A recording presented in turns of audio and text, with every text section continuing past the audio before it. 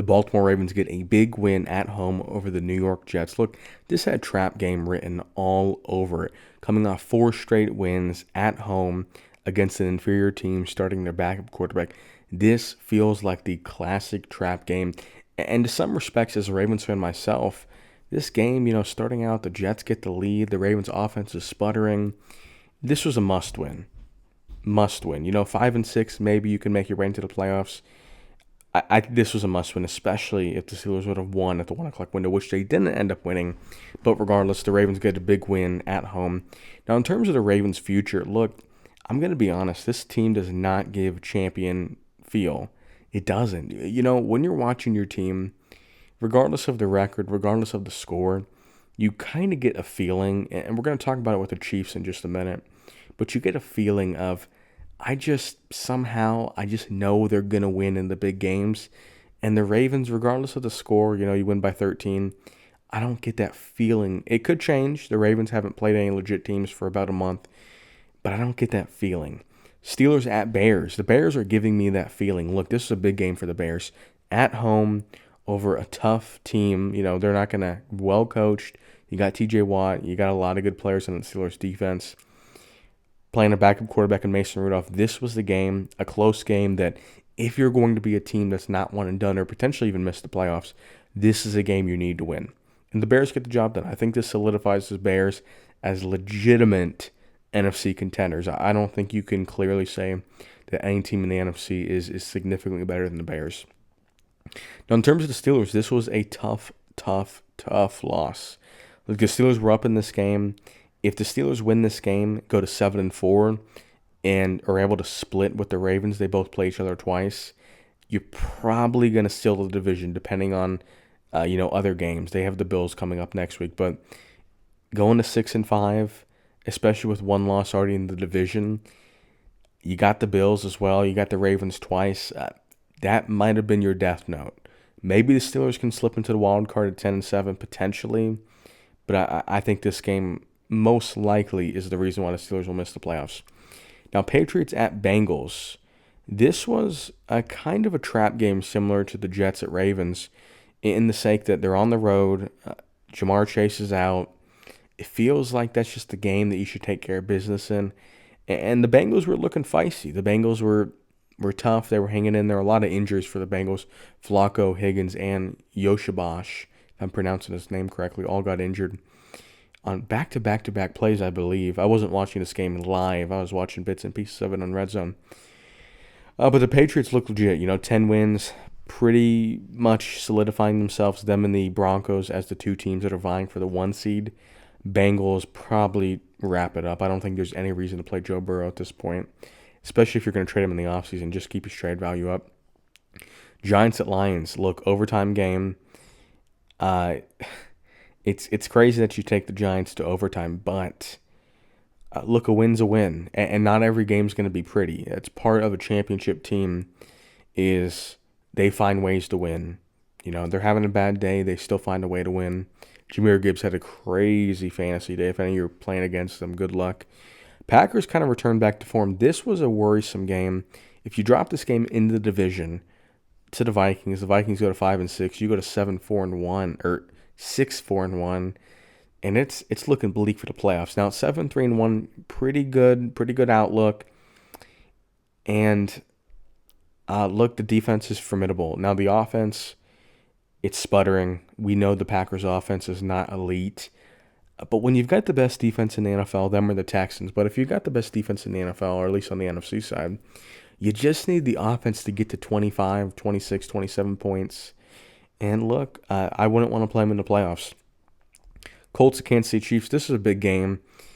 Not really for the Colts in the sake of record-wise, but I think both teams came out with a win. And what I mean by that is the Colts coming in this game at 8-2 on the road at KC. This was a game that kind of had a feeling for me that the Chiefs would blow them out and kind of fraud check them. Now, losing in overtime obviously stings, but to go into KC to be, toe-to-toe with them, I think this, for me personally, the Patriots and Broncos don't really feel battle-tested to me. The Colts do. And I know that's crazy because the Broncos just beat the Chiefs, but for some reason it's just different because the Broncos play them all the time. The Colts feel like they're going to give every team, especially if the Colts get to play at home in this potential rematch, the Colts feel like they're going to give everybody a run for their money, which is good if you're a Colts fan. Now, in terms of the Chiefs, this was a game you're down in for most of the game. This was the game that if you lose and go to 5-6, that is it. That is the season. Now, they still have an uphill battle to some extent with that crowded playoff picture, but this is a big win for them. This is the win both just for them mentally, for them spiritually, and then just for them mathematically to stay in that race. Seahawks and Titans, once again, similar with the Giants and Lions, it's not going to be pretty all the time. You go from West Coast to sort of East Coast-ish, and you're playing a terrible Titans team. You get the win. That's all that matters. You move to 8-3.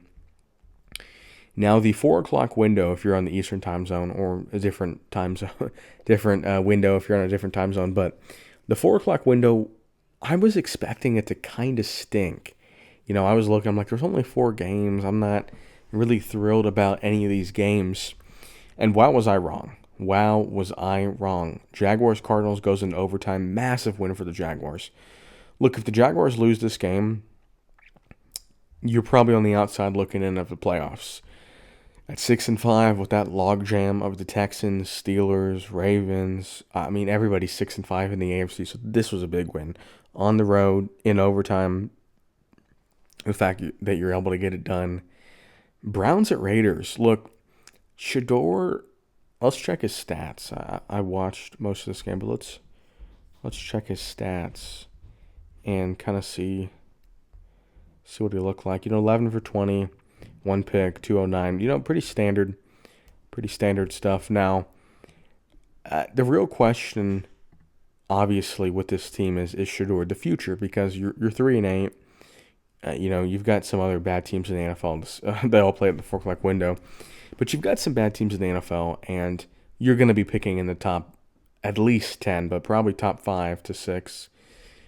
Are you going to take another quarterback? That's the real question. The Browns have 6 weeks to figure it out. And I think if Shador can, win 3 of his 7 starts, presumably he's going to start the rest of the season. He's got 1 win.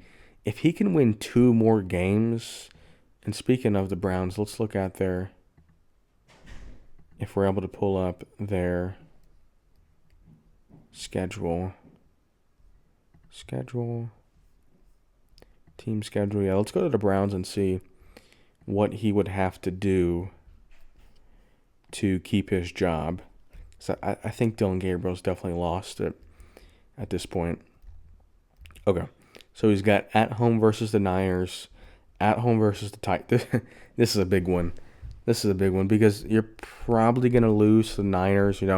That is kind of a tough battle to go from the West Coast to the windy, rainy, maybe snowy Browns at 1 o'clock. That's a tough one for the Niners, but you probably are going to lose that one. You got it at home Titans. You really need to win that. On the road Bears. You're not expected to win that. Bills come in. You're not expected to win that. At home, Steelers. Steelers are going to be fighting for their lives. You're probably not expected to win that. And then at Bengals, look, I think you obviously beat the Raiders. If you can beat the Titans and beat the Bengals, or any of them, if you can get 2 more wins in here, that would be big. That would be really big for him staying. Now, if you can finish at 4-3 with a winning record, and really bring some life into the city. Let's say you beat the Titans. You obviously already beat the Raiders. You beat Steelers and Bengals. You finished the season 4-3, and you're. It would be tough. It would be tough for them to move off of you. I'll say that. Now back to the 4 o'clock window, and before we even talk about the Eagles game, those uniforms are amazing. Those uniforms, legitimately, they are top notch.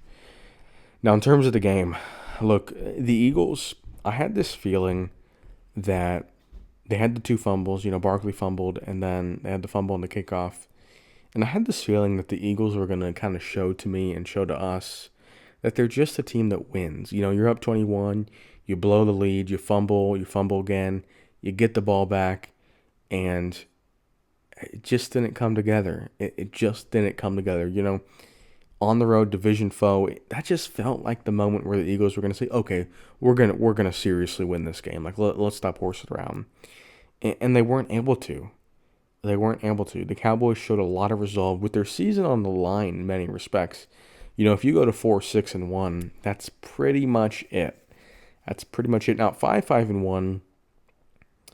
I mean, you're probably, and let's look at the standings. And Falcons and Saints are relevant, but we'll quickly look at the standings.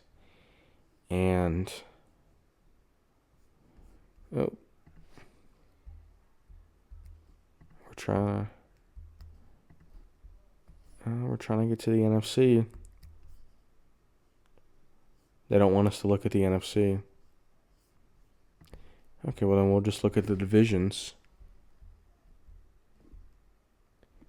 Oh, we went too far. Too far again. Some serious lag here. Okay, so they don't want us to look at the conferences, but we can look at the divisions, obviously. Eagles pretty much have already won the division, let's be honest. It would take, the Cowboys are 2.5 games back of them. It would take some sort of collapse for the Cowboys to win, but the Cowboys do have a little bit of an issue because the wild card is between Packers, Lions, who presumably the Lions have 3.5 losses. The Lions have 4. The Packers have 3.5. The Bears have 3. So it sure looks like all 3 of these teams are going to make it. And then you've got the Hawks at 8 wins, so it looks like they're going to make it. And here are the bubble teams. This is what's insane, because if you assume that all 3 of these teams are going to make it, and then you assume the Rams and Seahawks are going to make it, then the Niners and the Panthers, maybe the Buccaneers lose, but the Niners at 7 wins, the Panthers at 6 wins, and the Cowboys at 5.5 wins are banking on a Lions collapse, a Packers collapse, or Seahawks collapse. So you've got 3 teams with 7, 6, and 5.5 wins. I mean, this Panthers 49ers game that they're playing, it's going to be after I record this video that you're going to see it. So one of them would have won, but I couldn't imagine a scenario where if the Panthers win and go to 7-5, you've got the Niners at 7-5. I mean, I don't even know what to say with how absurd that is. And the AFC is kind of a logjam in the same way. I mean, we've got to assume all 3 of these teams, Broncos, Chargers, Chiefs, make it. Ravens or Steelers, it's probably just going to be one of them. And then we've got the Patriots, who for surely would make it. But then you've got, and we've already given up all the playoff spots, but you've got the Bills, you've got the Jags, you've got the Texans. I mean, there is going to be some very good playoff teams, or missed playoff teams, left out.